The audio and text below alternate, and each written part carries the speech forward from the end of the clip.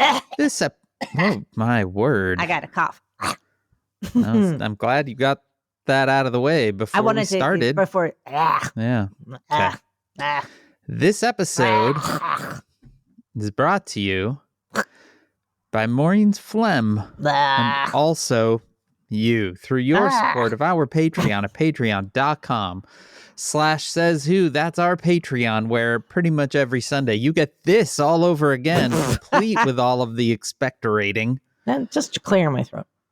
Because we do a thing that we call the Town Watch, which is a little half-hour version of this, which is somehow looser and is available to you if you give it the $5 or $10 a month level. That $10 a month level also gets you a sticker in the mail every month because you become a member of the Says Who Sticker Club. It's a great club. It really is. It's a good club.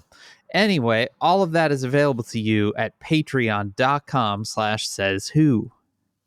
Hello, everyone. My name is Maureen Johnson. I write books. Do you? Yeah, I do.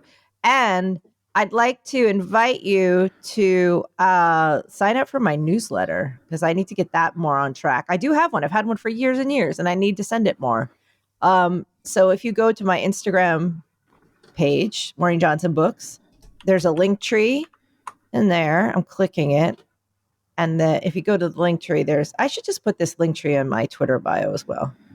But there's a newsletter. People just go to MaureenJohnsonBooks.com? They can. Yeah, there's a landing page. I'm trying to get more people to sign up for it. So I use that more. I'm trying to switch everything. Signing up for your newsletter right now. I think I might have already signed up. I think you're already on it. No, I just trying to use everything else more.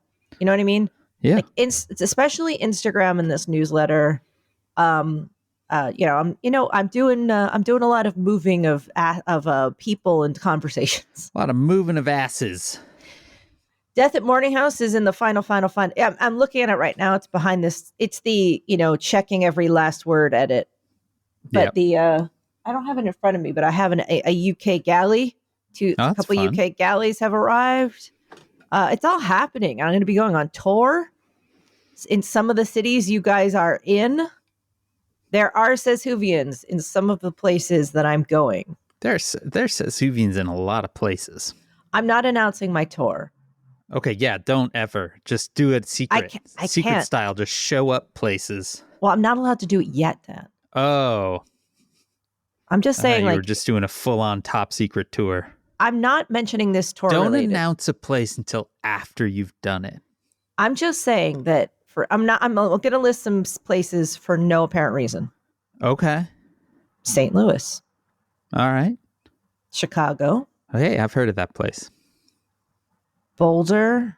Okay, I've also heard of that place.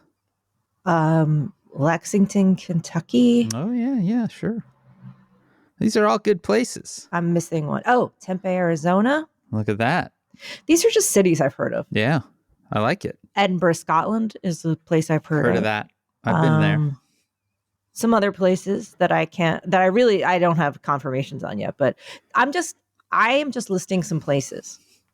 Yeah, that's great. Yeah. I like places. Yeah. I could Kalamazoo, Michigan.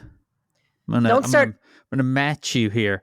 Philadelphia, Pennsylvania. Okay, but the thing is, Oslo. These cities don't have anything to do with the cities. St. Petersburg, Russia. Okay. Auckland, New Zealand. I wish. And Eureka, California. There you go. Those aren't. I named places too. You're not the only one that can name places. I named them for a different reason. That's not what you said. You just said you were naming places. Yeah, but I had a different reason in my head. Buenos Aires, Argentina. I wish. Wait, what? Mexico City, Mexico. Buenos Aires, Argentina? Yeah. What? Oh, that is correct. I think I lost my mind for a second. Wow. I lost my mind. Wow. Okay. All right. Great. I just assigned it to the wrong country. Yeah. Well, clearly you're not as talented at naming places as me. Malmo. Malmo what? Sweden. Yeah. Good job. I didn't say that for any particular reason. That was me Okay. just trying to name a city. But the other cities I named were for secret reasons. Okay. Well, that's People exciting. have already. Here's the thing: you have now named so many places that people have forgotten the places that I've listed. It's true. It's true. It's true. Anyway, Death at Morning House, August 6th. Nairobi, Kenya. Is in. I like that you don't believe that I know where places are. Every place I've mentioned, Maureen has gotten this little look on her face of like, well, that's wrong. No, I haven't. Okay. I thought Eureka was in Oregon. It's just up near Oregon. I actually, yeah. So that one was the one, but Yeah. I think you're right, but it's it's like California. Yeah, but it's like just right, way up there. Yeah, okay. yeah.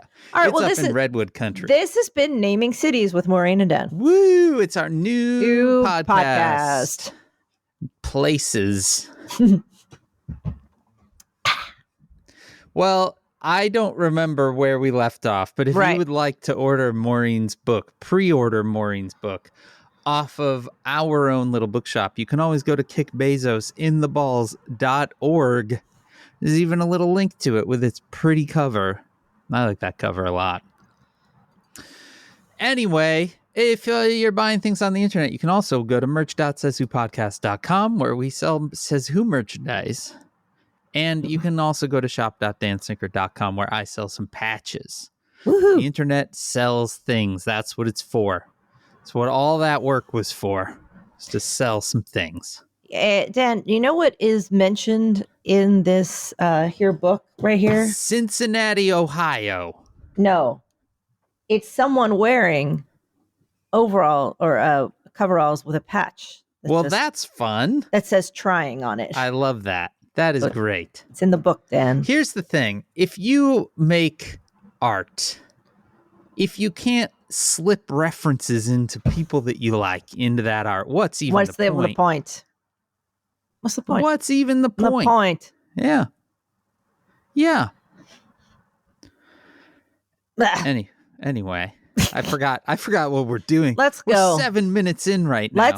Let's go. We got stuff to talk about.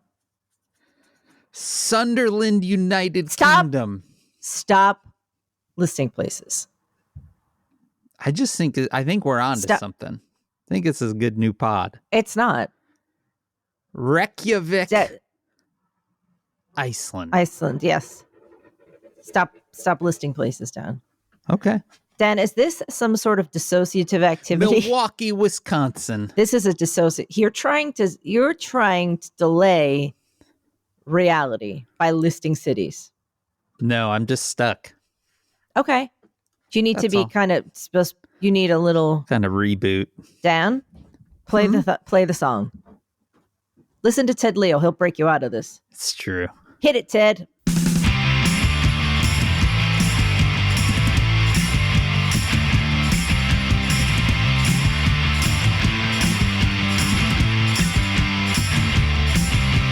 Welcome. No. Says who? Come on. You're supposed to say the part. Oh, that's right. The podcast that isn't a podcast. It's a coping strategy. I am Dan Sinker. I think I'm Maureen Johnson. Well, Look, Dan, I am confused. Okay. For a lot of good reasons. Yeah. You know why? Why? Because we had an earthquake. You did have an earthquake. We had an earthquake. You had an earthquake. The way you're moving right now, you're shaking your camera, so I feel like I'm in it. That's what it felt like.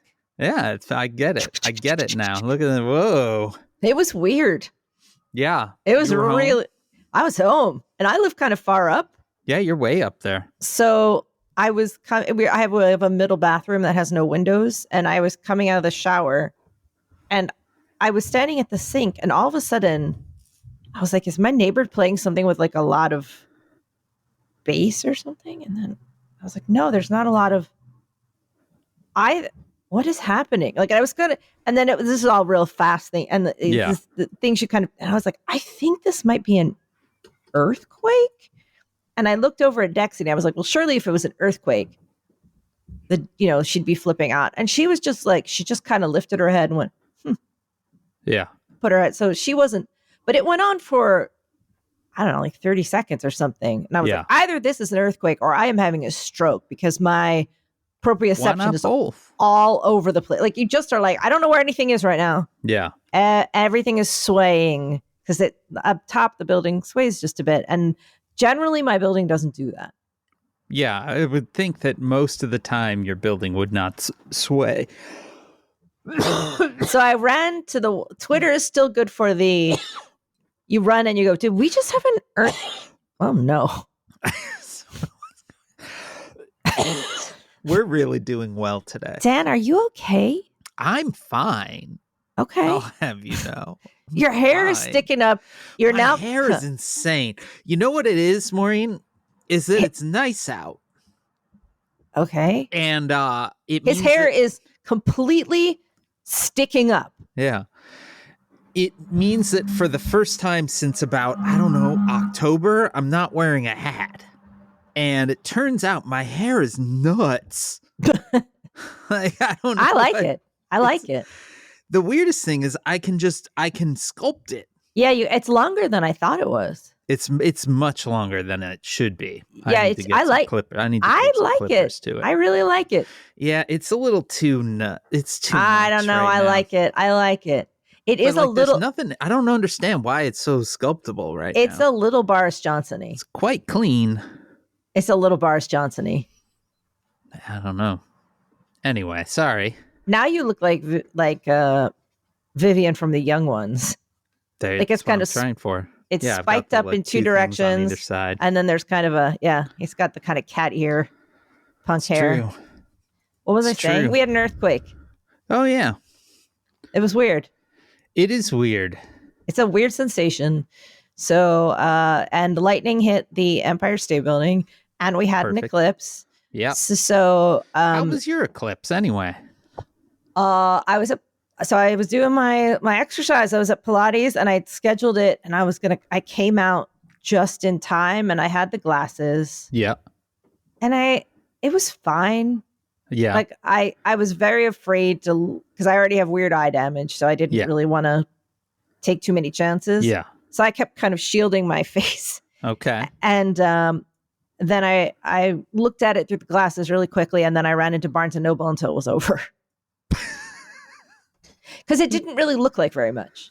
Honestly. Cloudy? What was your coverage percentage? I don't. Do you know? It was partial. Like it. Yeah. You could see it, but the sky it got a little more. It just seemed a little more overcast, but the sky didn't really change. It didn't really get dark or anything. We got like 95%, which is definitely the most eclipse I've ever seen. Like, did it get really dark? It didn't get super dark. I could actually tell. So, like, it was like an hour from the time that the sun started getting covered till like the apex, and then it was about an hour back from that. And so like we were kind of just like popping outside every now and then with the little glasses and taking a look at things as it progressed. And there was definitely like, I would say 20 minutes before the apex, when I went inside, I was like, oh, it's darker in here than normal. Outside, it didn't feel much darker, but the light was weird, you know, like it definitely got dimmer, but I would never call it dark. But it was a blast. First of all, the weirdest thing is that Chicago has been mired in gray, cold, misty rain, shit weather for weeks. And to the degree that on Sunday, it was like 40 degrees and fucking pouring rain. And it was like, well, we're going to get fucked on this eclipse. And then yesterday was gorgeous. It was like almost 70 degrees. It was clear. So it was one of those like moments in Chicago spring that feels magical anyway. Right? Like where you're just sort of compelled to be outside because it's suddenly like, wow, look at this. And everything's green and like the birds are chirping. So it was great. And as we discussed on the Town Watch, we got eclipse glasses from the library. We walked into the library on Friday night, and they were like, "Do you need eclipse glasses?" And we were like, "Yeah, we do." And they were like, "Here you go." And it was like, "This is fantastic." So we had them. The little one went to school. They were going to do they kind of went out a few different times. The district had bought eclipse glasses for all the kids, so they were going to go out a few times and like chart it and stuff. And then his teacher wrote in the morning and was like, "Hey, parents are welcome to come, at the Apex." So we walked over to the school, and it was like a total joy. It was really nice, actually. And I will say, like, it never felt super dark, like I said, but like, man, that sun was fucking almost gone. Like, it was just for us, it was just this little sliver at the top. It was wild. I liked it. That's cool. The thing that I liked the most was like, we are this weirdly hyper connected society, but like we often are just sort of talking past each other so much. And it was like really pretty heartwarming to me to just see like literally everyone, at least everyone in the United States, right? All talking about the same thing. Yeah. It was really cool. It was and like, everyone wow, outside, we're all looking up at the sky. Yeah. It was cool. I like that. It was good. I liked that eclipse. And then I'm kind of kicking myself because the totality was really not that far away from us. It was a couple hours south. And now I'm like, dang, we should have just driven down, pulled over and checked it out, but that's all right. It is. Yeah, it's fine. It's totally fine. I mean, 95% is a lot of coverage, but you know how it is. Otherwise, Maureen, how are you? You're sitting there head in hand. You're just like, this guy, could he stop talking? No, I'm listening to your nice story. Oh, well, that's good. I'm just enjoying your story. All right. You know what, Dan? I've been thinking about this. Okay. Because being a writer, I don't like to talk a lot and be like, I'm a writer, but I'm like, I just like to hear. Actually, though. I am, but a lot of times we watch a show or a movie and Oscar will say, what did you think? Yeah. And he wants me to kind of dissect it. And obviously I've had a lot of training on dissecting things. Yeah. And I just had the realization the other day that while I can dissect things and often do, my inclination is that I don't want to because I just want to hear the story. Yeah. Like for example, we watched Scoop, which is a Netflix movie about ice cream shop. Yes. Hey, great. It's about getting the Prince Andrew interview. Oh. So it's about the journalist that got it. And so an ice cream shop. It's one of those movies that's very self-congratulatory journalism. Yeah, they're good at that. So I saw that part of it and I was like, I just want to hear the story. Like, I just want to, I'll just listen to your, like, I'll take what I like from it. And while I can and am critical of things, I'm like, turns out I just really want to enjoy the story. I've been watching Ripley, which is, I think, great. That about Ripley from the Alien movie? No, Dan. No. It's the talented Mr. Ripley, the Patricia Highsmith, with Andrew Scott, who is a marvel. Okay. He's tremendous. And it's in black and white. Oh, wow. And it's really striking and spooky and surprisingly funny because it's 8 episodes. Yeah. Instead of like 2 hours. So, for example, this is not a spoiler alert. It's pretty, you get to know pretty much from the first second that he kills people. Yeah. But he kills this guy on a boat. And they give him kind of like a full 20 minutes of like trying to figure out what to do.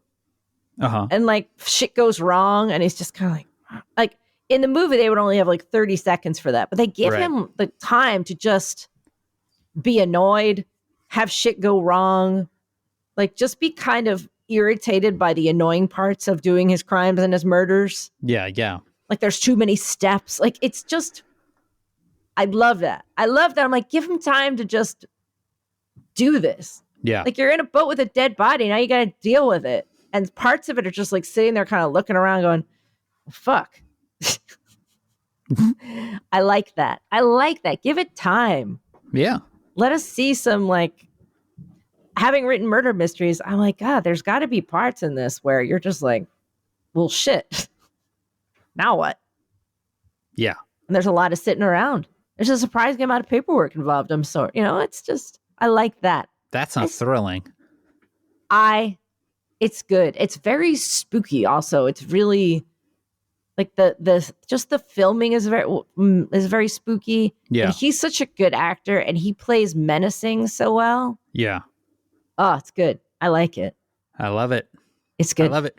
I think in the last episode I talked about the show Extraordinary. Oh, that's the one I have to watch. You gotta fucking watch that show. We just finished. It's 2 seasons right now, and what is it on? Hulu or it's on Hulu? Okay. In the U.S. and fucking hell, it is so good. It is really funny. It is for those of you that didn't hear me extol its virtues last time. It is like a half an hour comedy set in England. But the premise is it is in a world where after you turn 18, everyone gets a superpower, and of some varying degrees of usefulness. But it's just sort of how the kind of macro is sort of just this world that deals with this. But the main character has not gotten her power despite being 25. So that's sort of the central problem in it. But it is just a fucking delight. It is written so well. It is able to be I'm making a note of it. And funny, but also very poignant at times. And every character is flawed in decent ways. And the musical selection on it is absolutely bananas how good it is. Just crazy good. The whole thing is great. I enjoyed it immensely and would like there to be more of it. You told me that somebody in there has the power to turn anything into a PDF, and I keep That's just sort of an offhanded joke. That character just appears very briefly, but there is a guy who can 3D print anything with his ass. That is very funny, and he is a recurring character. Yeah, Joshua Lee says PDF man. It is such a good and smart show. Just really, really, really good. Great. Well, it's good to know that everything is just going well, and that's it. Thanks for coming to the Says Who naming places and talking about TV podcast. What if that was the podcast? Dan, here in New York City, where I had another little epiphany walk down the street maybe yesterday, and it was nice out, and I thought, this place is dirty and weird. Yeah. It just feels like home. That's what I like about it, Dan. It just feels right. Yep. I'm like, I don't know why this place feels such like home. Yeah. But it does. Probably because it's where you live. By choice. Yeah. I like it here. Okay. All right. Except well, that's great. in August. Except for all of the reasons. No, Dan, it's really just August. Why is my hair so big? I don't know. It's just weird. But Dan, this is the place you want to be. Is it? Yeah, it's all about to happen here. That's true. It is just about to happen here. That was good. I got it. I got what you were laying down. Saw that segue coming, hopped right on the segue train. Hopped on a segue. I just hopped on the segue. Yeah, on the segue. Because Maureen Johnson, we are just 6 days away from the start of Donald Trump's first, very possibly only, criminal trial. The Stormy Daniels hush money case brought by New York DA Alvin Bragg. It's going to be starting in your fair city on Monday. Woohoo! The 15th. Get it? Are you excited? I'm just really glad I got a jury summons last year and got unselected. Think if you were on that jury, Maureen. This trial is going to go on for fucking ever. That would be your next book, though. I don't want that book. Think of all of the bottom feeder publishers that would be like, wait a second, there's an actual author Oh, Jesus. We don't even got to get a ghostwriter for this shit. Ugh. That would be more death at Maureen's house. It's going to go on forever. 6 weeks. It's going to go on. How far are you from where it's going down? It's easily walkable. Well, seems like you should be walking on over. I mean, I consider everything to be easily walkable pretty much but then again, I'll be like, I walked for 2 hours to get here. It's easily walkable. Like it's not that far from me. That's exciting. It's great. Maureen, there's going to be live. There's going to be fucking helicopters hovering overhead all the time. It's going to be definitely. It's just going to be annoying. Yeah. Yeah, it is. Well, that is if it happens. Despite it being 5 days away, Trump's team still desperately trying to delay it. Yesterday, an appeals court judge denied one attempt to delay the trial because they want their argument was he's not going to get a fair trial in Manhattan, so they wanted to move it to Staten Island, which always makes me laugh. It makes me laugh because now I imagine like everybody from What We Do in the Shadows being on the jury. That would be good. It's Nadia and Laszlo. There you go. That would be great. Nadia, Laszlo, Pete Davidson. Who else is from Staten Island? Does he live in Staten Island? He's famously from Staten Island. Okay. Yeah. So was my dad. My dad was from Staten Island. My dad was Pete Davidson. Little known fact. Just imagine, that's the funniest thing for me is just imagining Pete Davidson just there, sitting in the he's the 12th juror. Somehow ends up dating the judge. Anyway, I like Pete Davidson. I like that guy. His attempts to move it to Staten Island were denied. It's funny. Why is it so funny to me every time you say Staten Island? It's just funny. Staten Island is funny as I've driven through it, never stopped there. There was no reason to. They got those big ferries. They do. They have those big orange ferries down to Staten Island. I like the looks of those ferries. They're good. They're good ferries. Yeah. Not going to take one. They got a big dump there too. They do. The Great Kills garbage dump. Yeah, that's actually what it's called. You can see it from space. It's just an awesome dump. Yeah. It's cool. But that awesome dump is not going to be hosting Donald Trump's trial. Because that got denied. But that's not stopping these guys from trying more. Today, an appeals court is hearing the lawyer's arguments that the gag order placed on him last week by the judge overseeing the trial should be thrown out. And because of that, the trial should be delayed while the appeal is happening. It's not expected that will delay the trial. And that Judge Juan Merchan, is also now being sued by Trump's legal team, who are insisting that the trial be delayed while that lawsuit is underway. That attempts at that suing, which are over the gag order as well, should be heard by an appeals court this week. Sure. So it's basically going like you would think it would be going. Those dudes are going to be trying to delay that trial up to and including, by when it's being gavelled in. But I think it's probably going to start on Monday. Yeah. I think that one's actually going to go forward. I think it is too. I think it's going to happen. I think that the any attempts to delay at this point are deeply, deeply desperate. So that's great. Well, yeah, we got that going. Anything else going on with him?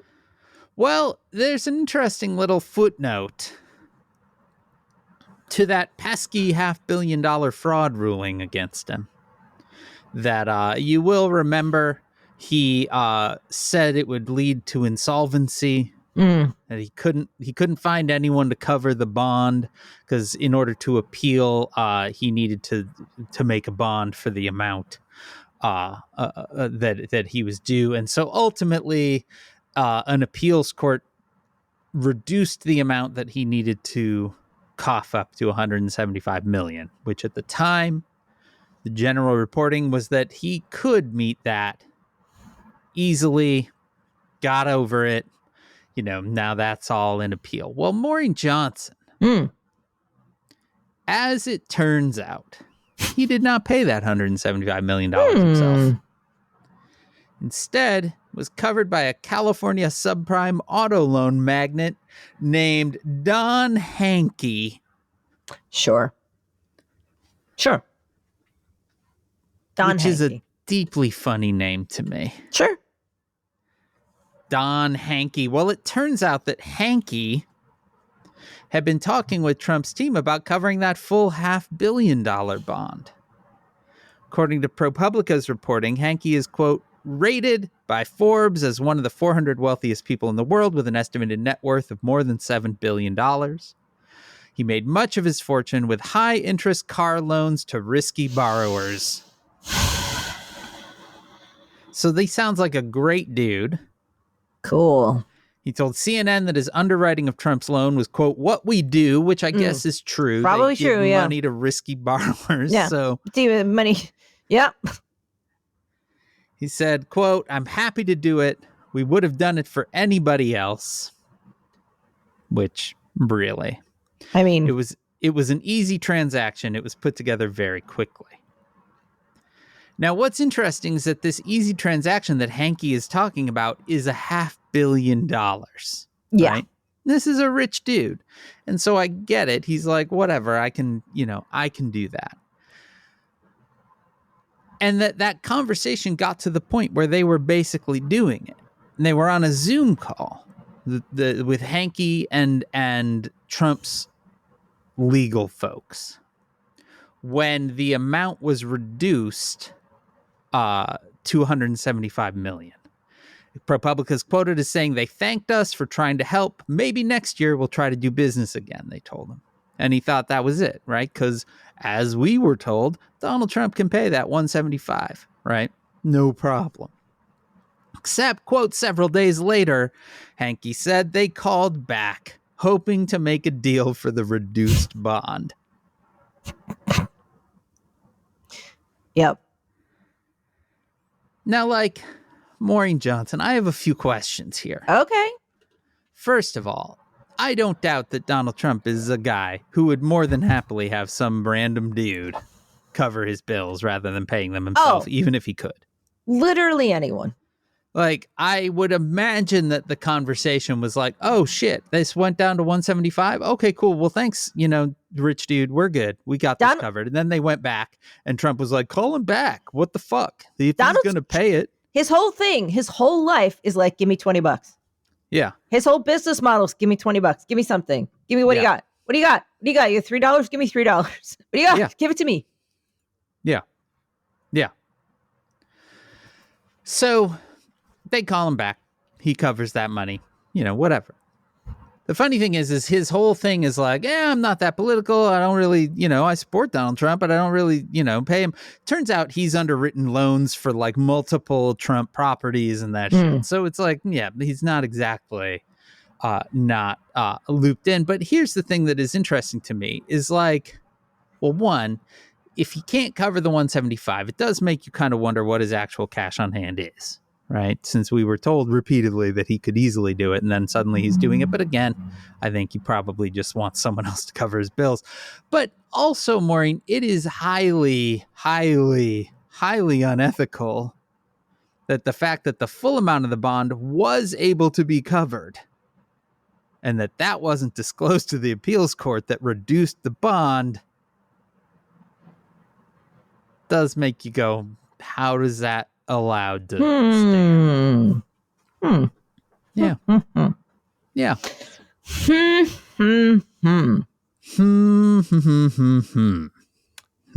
Dan, do you think Georgia, what's going on with Georgia? Nothing. Georgia's just in a weird, mired state of never moving forward, I think. You think they will eventually? I guess. I mean, it's super weird. If you think about all of these indictments went down within a 3-month window last summer. each one of them very quickly got a trial date, at least on the books. Those trial dates have been pushed back, all of them at this point. Don't forget the New York one, which is coming along, was originally slated for a month ago, right? Georgia's never even put one in the books. It's not really super clear as to why. So, I guess eventually. And Jack Smith's trial in Florida, we're thinking. We still don't know. Maybe this summer, but there's been all kinds of weirdness with that one, and the judge. This is the judge who was extraordinarily unqualified to be a judge when appointed to a federal court by Donald Trump. And since has kind of proven over and over again that she really has a very loose grasp on the job, including most recently, because one of Trump's arguments repeatedly against why the documents case should be thrown out is that the Presidential Records Act covers him. And they've repeatedly made this claim. They've put it to the judge. The judge hasn't really ruled either way on it, but did at one point ask. Now, remember, there is no actual trial date, but she asked the lawyers for both camps to write hypothetical instructions to a jury about how the jury should hear the case, or should decide the case. These are jury instructions for like when you send them to decide the case. How they should decide the case, taking into account each position's interpretation of the Presidential Records Act. And Jack Smith has already has been like, what the fuck? Has done a preemptive appeal of her weird moves. Yes. In attempt to be like, in other words, let's stop this weird stuff before it starts. Right. Yeah. And like her argument on that, it is like every single person, when she put that forward, every person was like, this is just weird. Right. And it does seem like really what it was like, hey, could you write this stuff so that I kind of can maybe understand what even you're talking about here? But yeah, Jack Smith seems to be ready and willing to, to appeal all that shit. But that will almost inevitably delay it as well. Dan, it's now April. Yeah, it is. May, June, July, August, September, October. We're moving into the 6 months before the election. Yeah. What's weird is that I don't feel it yet. Right. That's odd. I mean, I think that's because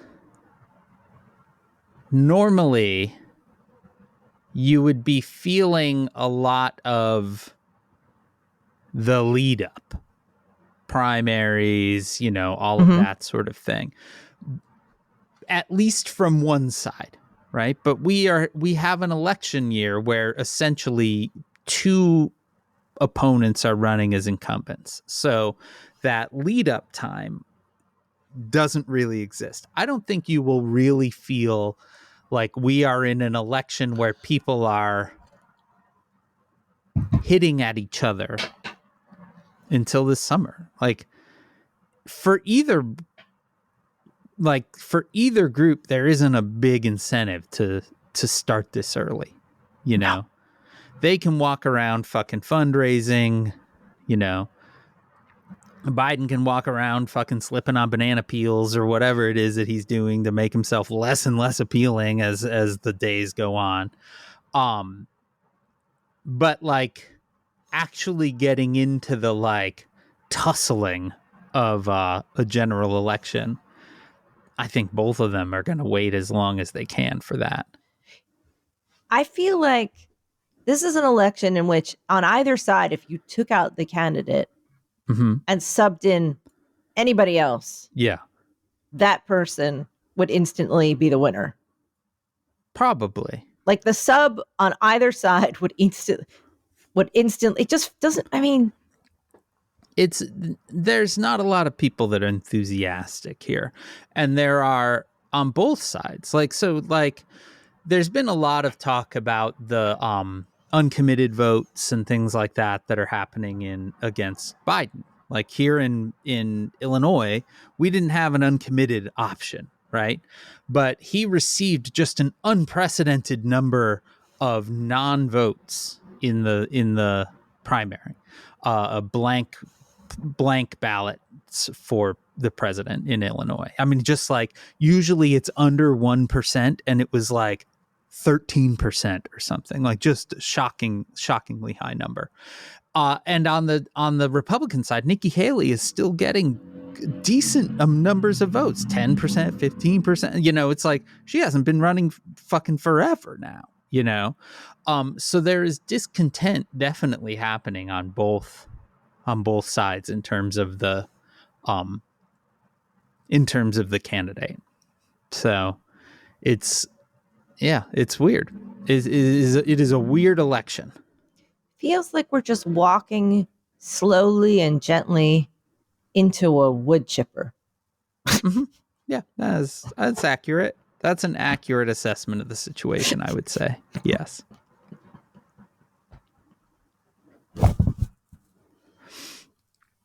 Speaking of which, I don't like it. Early in the pandemic, there was a thunderstorm and windstorm that knocked that a tree right in front of our house actually got struck by lightning. And it was on the curb, so the city is in charge of that tree, and they cut it down, like, because I guess if the tree gets hit by lightning, the core gets burned or some shit. It was weird because like one branch came off, right? But they were like, well, it's all got to go. And so we have had a stump in front of our house for the last 3 years, maybe 4 years. And it's been so long, we can't remember when we lost the tree. And they just showed up the other day with a fucking stump grinder and ground out the stump. And a stump, like, we talk a lot about wood chippers as like a thing.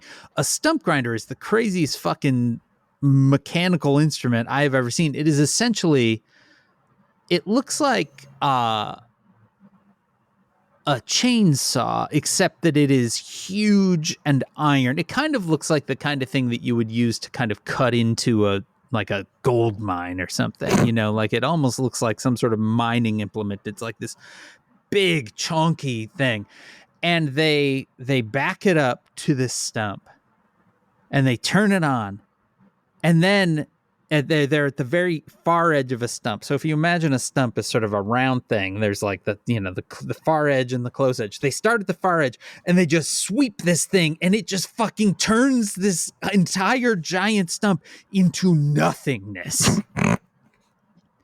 just until it's gone. And this machine just does a giant, so it leaves this massive crater, half moon shaped crater in your yard that is that is accompanied by an enormous pile of wood chips that has come out from this stump. And then the guy was like getting ready to leave, and I was like, so what's the deal with the giant pile of wood chip? Like, this is it? You're done?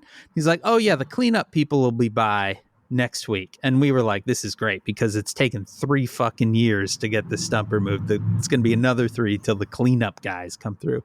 But yesterday, Maureen, as the sun was beginning to be obstructed, what pulls up but the cleanup guys, who had essentially, you know, like a claw machine that you see at like a Chuck E. Cheese. Mm-hmm.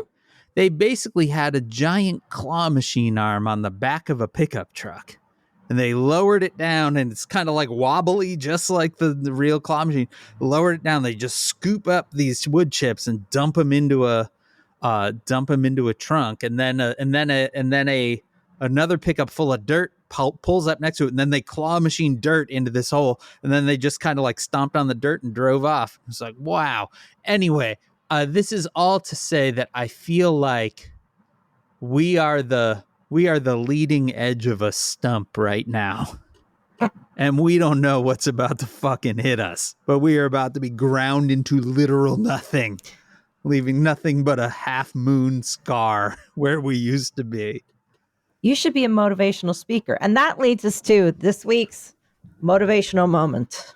I think we missed the mindfulness moment last week. That's all right. Today's mindfulness moment is sometimes you miss your mindfulness moment. That's okay. Look, it's okay to just do your best. Now, recently I realized that I have been looking at my phone too much. I'm supposed to use Instagram more and stuff, and I don't want to. And I realized I've ended up on these jags of watching home cleaning things, home redecoration things. And then for a change, I watched one that was like on no buying, like Okay. on like reusing stuff. And the problem was no matter what I watched, everything left me with a feeling of, well, I'm just not doing enough in general. Oh, perfect.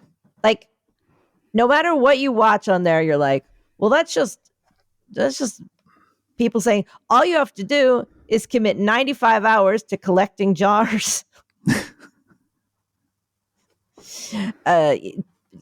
Here's what you need for all your accessories for the spring. Collect 9,000 jars. Why haven't you repainted your entire house? Made this high protein bean meal. Done accents with 90. Like, it's too. And then, well, what do you mean you haven't been bleaching your baseboards? Yeah. Makes me feel very tired. Yep. And today's mindfulness moment is, it's all right. Like, don't worry about it. You don't got to do all that stuff. Just like, it's okay if you missed a thing. Do not listen to this sense of urgency from that, because the real sense of urgency is that we're all heading towards a wood chipper politically, So like, I wouldn't worry too much about the painting and stuff. Just relax. Don't worry about it. Let your butt hang out a little bit. It's fine. It's like Into the Woods, but it's Into the Woods Chipper, Into the Woods Chipper. It's fine. What is Into the Woods? It's a musical. Why would I know that? It's a Sondheim musical. Okay. Creator of Punk Planet. Yeah, not too familiar with the works of Sondheim. Just a question. Did Anthony Bourdain read Punk Planet? Did you ever know anything about that? No, why? It just seemed like something he would have done. Okay, sure, yes. I was just listening to a podcast about him and his obsessive love of punk, and I was like, I bet he read Punk Planet. He might have. It feels like he might. He would have still been like a strung out chef at that time. Yeah. Right? Yeah. I think so. I think he may have been. Yeah, oh yeah, he was definitely still a strung out chef at that time. Yeah. So, yeah, he could have. A lot of people did. It's always interesting when I kind of walk in the world and I meet someone and they're like, all the time. It's always surprising. Did Iggy Pop ever read it? Probably not. I would be very surprised on that one. Okay. He was like, at that point, he was like, big fancy person. Did Kurt Cobain ever read it? No, I would not think so. But what year did it start? 94. So like Nirvana would have popped in 92. What month of 94? May, June 94. We're coming right up on the 30 year, baby. He had died. There you go. There you go. Well, even more so, he wouldn't have read it. Yeah. I believe he died in April or May. There you go. I think he died in April. I have a memory of somebody saying it, and it was. So anyway, we have established that Kurt Cobain did not read Punk Planet. April 5th. Yeah. Jesus, that was just a few days ago. Yep. There's not. That would be the 30-year anniversary, and I feel like I didn't see shit about it. Yeah. Surprising. Freaky. Yeah. That's weird. That is weird. That feels like something that would have warranted some press. Did Courtney Love ever read it? Probably. friend of mine just actually a former Punk Planet writer just is a producer on a new podcast from Courtney Love that just came out today. Your feelings on her? She seems like a fine person. Okay, good. Yeah.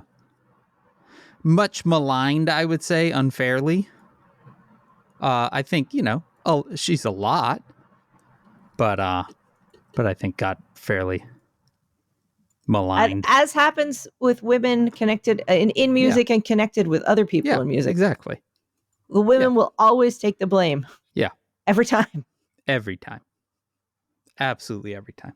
Every single fucking time, just for being there. Yeah. I have a real fascination with a lot of women. Like, I love Marianne Faithfull, and I love reading about Anita Pallenberg. They are fascinating people. Yep. Arguably more interesting than even the people they were with, which were the two of the Rolling Stones, Mick Jagger and Keith Richards. I mean, I don't really care about the Rolling Stones, so yes, literally anyone is. More Marianne than those people. Marianne is fascinating. They're both pretty interesting people. Yeah.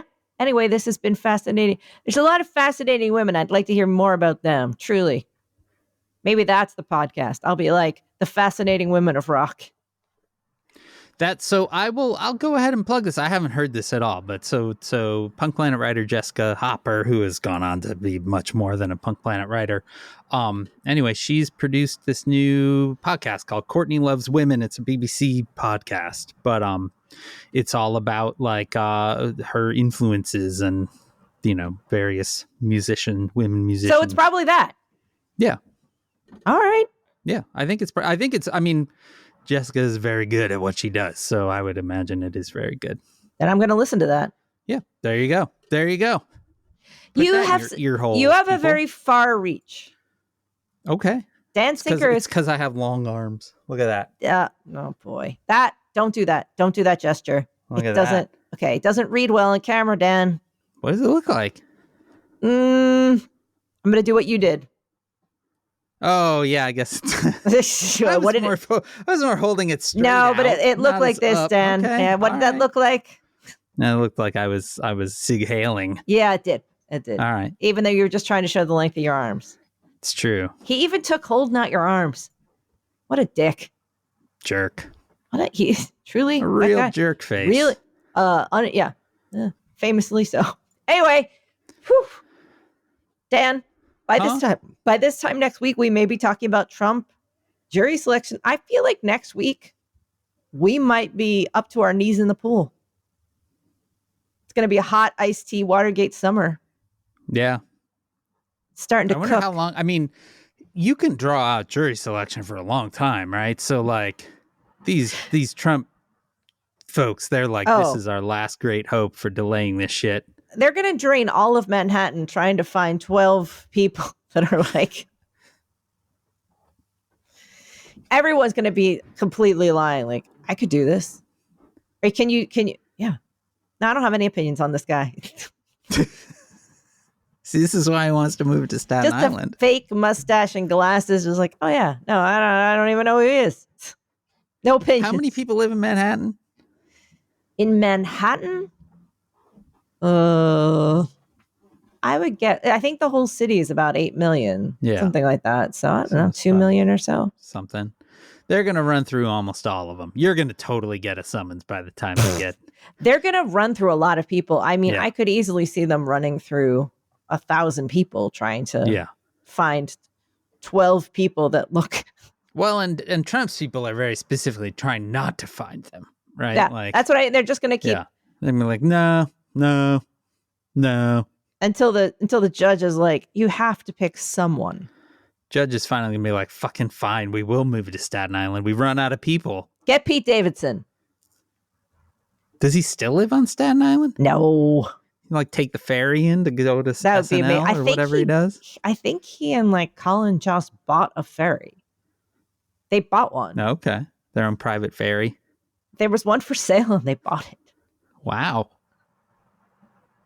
Man, think if you had ferry money. Yeah, ferry dollars. Just have that ferry money laying around. Sometimes when I think about our commune, ferry? There is very few moments of pure unadulterated joy than riding a couple summers ago when we were up in the Pacific Northwest and the Washington State ferry system. Oh my word. Those things are fucking amazing.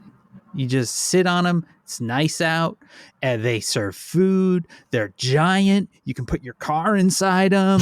Like, we pulled our whole trailer into one. They're amazing. I mean, I think the trouble is some of the rooms would have to be below decks. At least the ferry that I was on, there's like everything was above. Does below decks mean you're below the water line?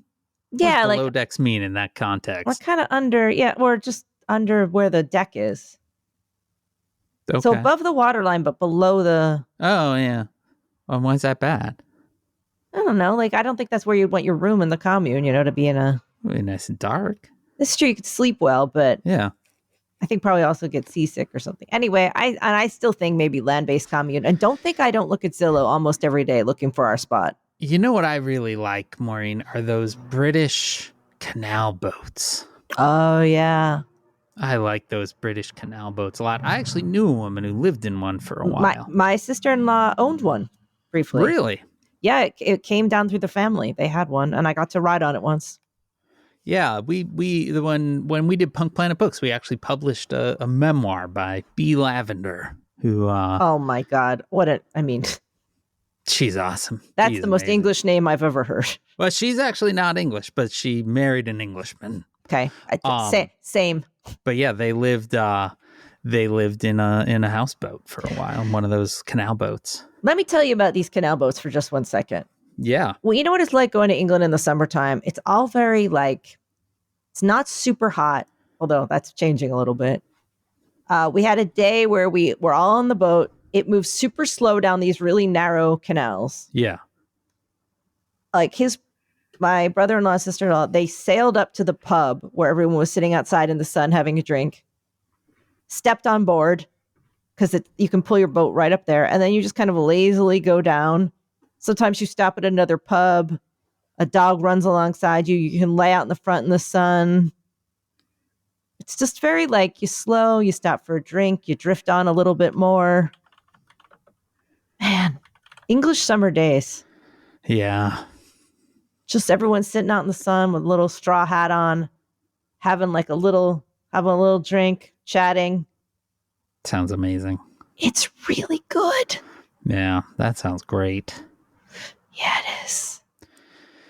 Well, on that note, this, as I said, we're suddenly in nice weather, but we have had a real shit run of weather, and it has had moments where I'm like, oh, this is like what England's like a lot of the time. But when it gets nice, rainy, man, when it gets nice, yeah, long, and the sun's out till 10 o'clock at night. Right, because it's up so high. It's good. It's really good. Nice. I like, and it's in the forest or whatever. It's all kind of shaggy and green, and it's good. What if instead of a commune, we just had two of those little canal boats? We could just race them at 4 miles an hour, whatever. They drive so slow. Listen, we'll figure it out, but we got to start figuring it out soon. Okay. TikTok. Sign me up. That's the thing, is if we have more people, if someone can be bleaching the sideboards, collecting the jars, that's a take. Well, on that note, Says Who is made possible by you. This one made me, she didn't mean to, I'm sure, but she made me, I already save a lot of jars and plastic containers. Yeah. I'm a great cleaner out of jars and repurposing of jars. Yeah, I know. We've spent 8 years talking about your repurposing of jars. Have we? Yes. I don't think I've brought up jars before, have I? You've definitely brought up jars before. There's somebody in SaysWhovia that's like, oh, let me break out my Maureen mentions jars spreadsheet. I just felt guilty. I was like, I have not done enough to save my jars. Oh, my word. She just seemed to have more space than I did. I mean, that's a lot of what this shit boils down to, is just people that have more space. I think the reason she had more space, though, is that she had gone for a no-buy year. So literally, she didn't buy anything. She didn't buy clothes or whatever. Yeah. She did a year of no buying. Okay. except for food. And that magically made her house bigger? It magically made that she had less stuff. Okay. All so right. literally, I think that it was because she had less stuff because she didn't buy lots of weird little widgety things or extra clothes or whatever. I think it was literally like she had an extra, like, she's like, I have space to put all these fucking jars. Well, on that note, And then she takes all those jars to like the no container store. Is made possible by you. Which what is the no container store? We have one in the East Village. So like you go down and everything is, you can buy things like soap, shampoo, detergents. It's like a bulk store. Well, you come with your own jars. Yeah, you come in there. Yeah. And then you just fill your jar with the liquid or whatever. You just weigh it and then you put in your amount. And then you just, that way you don't use any container. You literally bring your own stuff. Congratulations, influencers. You've invented the health food store before Whole Foods came along. It's true. Everything in bulk. It is pretty crunchy, this store. It's not like, it's not super shiny. It's like pretty much like, we have some old jar. They do have some jars in the back that you can use, like literally old, like, hey, somebody grab the back jar. They just literally have like some washed out like tomato sauce jars and stuff. They blow some dust out of it. Here you go. Fill it up with honey. I like a jar, Dan. What can I tell you? It's made possible by you. I like a bin. I like a jar. I almost bought a third bin the other day. You only have 2 bins? All of this discussion of bins, and there have only been 2 this whole time? The plastic bins that I wash stuff in? Same two, Dan. Okay. The OG 2 bins, but I saw a third one that was deeper, and I was like, ooh, yeah, that's what mama, they all say. Mama like. Ooh, mama like that deep bin. You know what I'm saying? You're support of our deep Patreon bin. at patreon.com. I saw that nice deep bin. I wanted it. I said, I want to buy our that. Patreon, where pretty much every Sunday you get this all over again. You give it the $5 or $10 a month level.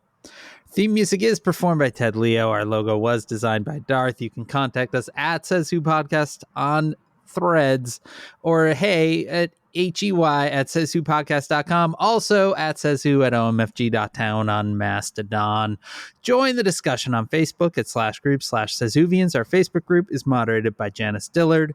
There's also the fan-run Discord server at tinyurl.com/SaysWho. Discord, whatever you do, though, spread the word, subscribe. Please leave stars and reviews on Apple Podcasts, Spotify, or wherever it is that you listen. And you can join us next Wednesday, April 17th, for our very next episode. From my basement in sunny and warm Chicago, I am Dan Sinker.